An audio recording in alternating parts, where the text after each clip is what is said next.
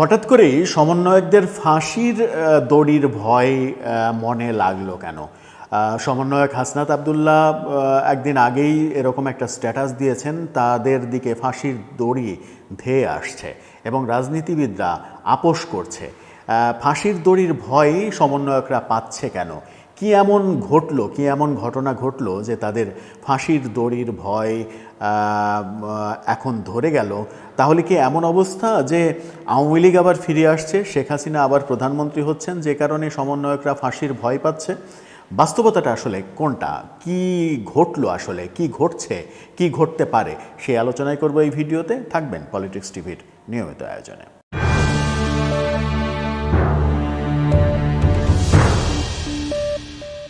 বৈষম্যবিরোধী ছাত্র আন্দোলনের আহ্বায়ক হাসনাত আবদুল্লাহ স্ট্যাটাস দিয়েছেন, রাজনীতিবিদরা আপোষ করছে আর আমাদের দিকে ফাঁসির দড়ি ধেয়ে আসছে।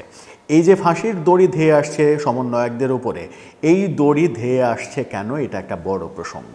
তাহলে তারা কি কোথাও কি ভয় পেয়ে গেল যে এই অবস্থার দ্রুত পরিবর্তন হয়ে যাবে, এই সরকার টিকতে পারবে না, আওয়ামী লীগ সরকার আবার আসবে, মাঝখান থেকে ভারত এবং ডোনাল্ড ট্রাম্প যে ভূমিকা রাখছেন সেই ভূমিকাগুলোতে তারা কি আতঙ্কিত হয়ে গেলেন?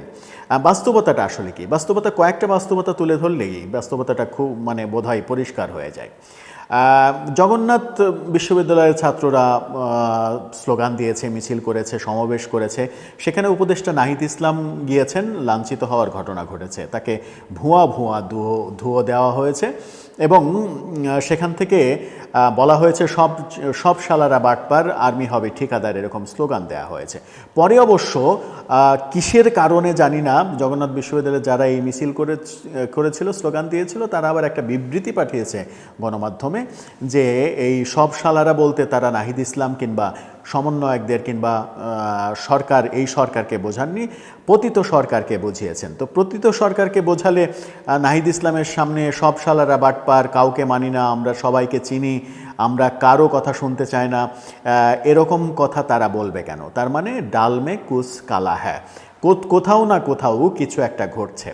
গতকালকে থেকেই আমরা দেখেছি যে বৈষম্যবিরোধী আন্দোলনে আহতরা রাস্তায় নেমেছেন এবং তাদেরকে রাস্তা থেকে সরে যাওয়ানোর জন্য হাসনাত আবদুল্লাহ এহেন কোনো চেষ্টা নাই যা করেননি। তিনি বারবার বলেছেন যে আগামীকালকে উপদেষ্টারা আপনাদের সঙ্গে বসবে, দুপুরে আপনাদের সঙ্গে বসবে, আপনারা চলে যান, আপনাদের সমস্ত দাবি দেওয়া মানা হবে, কিন্তু কেউই যায়নি। অবশেষে গভীর রাতে, মধ্যরাতে 5 উপদেষ্টা কিন্তু ওই স্পটে আসতে বাধ্য হয়েছেন। সেখানে আসিফ নজরুল এসে ক্ষমা চেয়েছেন, সকলের কাছে ক্ষমা চেয়েছেন। অভিযোগ কি?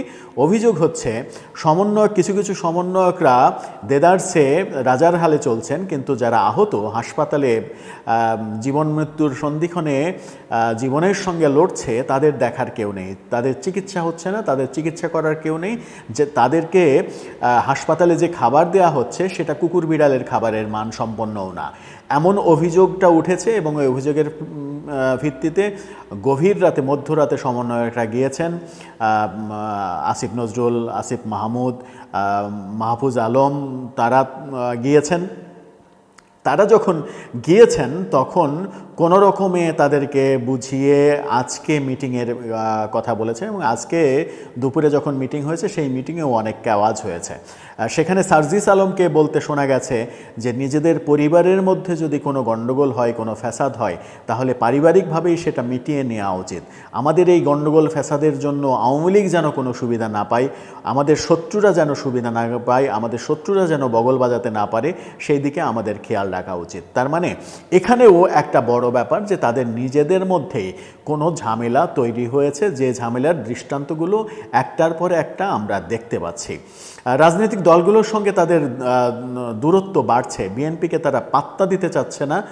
বিএনপিকে যখন পাত্তা দিতে চাচ্ছে না, বিএনপি তখন বারবার নির্বাচনের রোড ম্যাপের কথা বলছে। বিএনপির কারণেই মূলত রাষ্ট্রপতিকে সরাতে পারেনি, এটাও বিএনপির প্রতি তাদের ক্ষোভ। বিএনপি সম্পর্কে এর আগে অনেক আজে বাজে কথা বললেও এখন একটু রয়ে শয়ে দেখে শুনে কথা বলতে দেখা যাচ্ছে তাদেরকে, কারণ বাস্তবতা তারা বুঝে গেছে। বিএনপিকে যদি পাশ কাটাতে চাই তাহলে তারা তলাবিহীন ঝুড়ি হয়ে যাবে, এরকম আলোচনা চতুর্দিকে রয়েছে। সেই প্রেক্ষিতেই হয়তোবা তারা বিএনপিকে এখন গুরুত্ব দিচ্ছে। অন্যদিকে বিএনপিও বিভিন্ন সূত্র বলছে, বিএনপির একটি প্রতিনিধি দল ভারতে গিয়েছেন, ভারতের স্বরাষ্ট্রমন্ত্রী অমিত শাহর সঙ্গে মিটিং করেছেন। মিটিংয়ের উদ্দেশ্যই হচ্ছে ভারত বাংলাদেশের প্রেক্ষাপটে কি ভাবছে না ভাবছে, আগামীর রাজনীতি কেমন হবে, বিএনপিকে ভারত সাপোর্ট দিবে কেন, এরকম নানা ইস্যু থাকতে পারে। শেখ হাসিনা ইস্যু ওর মধ্যে থাকতে পারে। কি ইস্যু আছে, কি ইস্যুতে তারা আলোচনা করছে আমাদের তো জানার কথা নয়। কিন্তু সব কিছু মিলিয়ে সমন্বয়করা ফাঁসির ভয় পাচ্ছেন কেন? তারা যে এই অসাধারণ একটা আন্দোলন করলেন, কোটা মেধাবীদের কোটা আন্দোলন থেকে সরকার পতনের আন্দোলন, সরকার পতন হলো, নতুন সরকার গঠন হলো, সব কিছু ঠিকঠাকই তো থাকার কথা। মাঝখান থেকে দ্রব্যমূল্য সহ সরকারের অনেক ব্যর্থতার কারণেই কি তারা মনে করছেন যে এই সরকার ব্যর্থ হতে চলেছে, তাই ভয়টা কাজ করছে? আবার সমন্বয়কদেরও অনেকের লাগাম ছাড়া কথার কারণেই অনেক সমালোচনা হচ্ছে চতুর্দিকে, সেগুলোও কি একটা ভয়ের কারণ? আদতে ফাঁসির দড়িটা তাদের গলায় কে পরাবে? এমন পরিস্থিতি কি বাংলাদেশে আবার তৈরি হবে যে আওয়ামী লীগ আবার খুব দ্রুত ফিরে আসবে, ক্ষমতা দখল করবে এবং সমন্বয়কদের ধরে ধরে ফাঁসি দেবে? এরকম অবস্থা কি তৈরি হবে? এরকম অবস্থা তৈরি হওয়ার বাস্তবতা কি রয়েছে? যদি না থাকে তাহলে সমন্বয়করা ভয় পাচ্ছে কিসের ভয়? সেটা একটা বড় প্রশ্ন। দর্শক, আপনাদের কাছেও প্রশ্ন, সমন্বয়কদের আসলে ফাঁসির দড়ির ভয় কেন? ভয়টা কোথা থেকে এলো? লিখে জানাতে পারেন আমাদের কমেন্ট বক্সে।